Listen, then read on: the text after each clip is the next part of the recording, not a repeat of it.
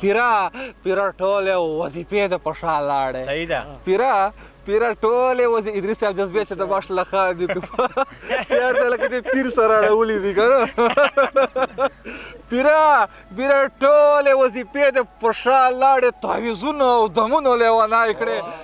السلام علیکم. ماشاءالله ادریس مروت صاحب، آصف الله ټیکې صاحب موږ سره موجود ده. دلته ګمبلې غاړې ته راغلي یو، شاته ماشاءالله ګمبله بیړې شروعان شېړو.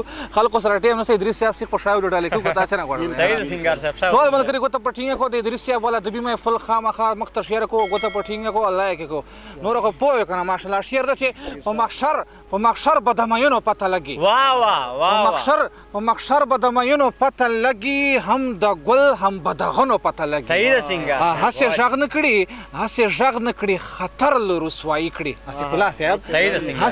هسې غږ نه کړي خطر له رسوایي کړي، کنې پلار ته د زمنو پته لګي. واه واه ډېر ښه یاره. هسې غږ نه کړي خطر له رسوایي کړي، کنې پلار ته د زمنو پته لګي. په وطن که سخته راغله ټول به تښتي. صحیح ده سینګار صاحب. په وطن که سخته راغله ټول به تښتي، اندازې نه د واکمنو پته لګي. بېشکه.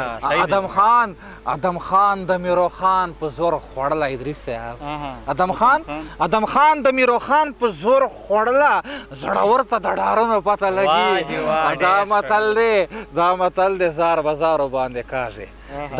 دا متل د زار بازارو باندې کاږي، هر دشمن ته د دشمنو پته لګي. هر یو بوڼ یې لکه نیش د کوړي چرګ دی. صحیح ده. بوڼ واحد ده که نه باڼه موږ خلکو بیا پوهې بیا معنه بیا وتکای. نو هر یو بوڼ یې لکه نیش د کوړي چرګ دی. د سینګار په زړه د ستنو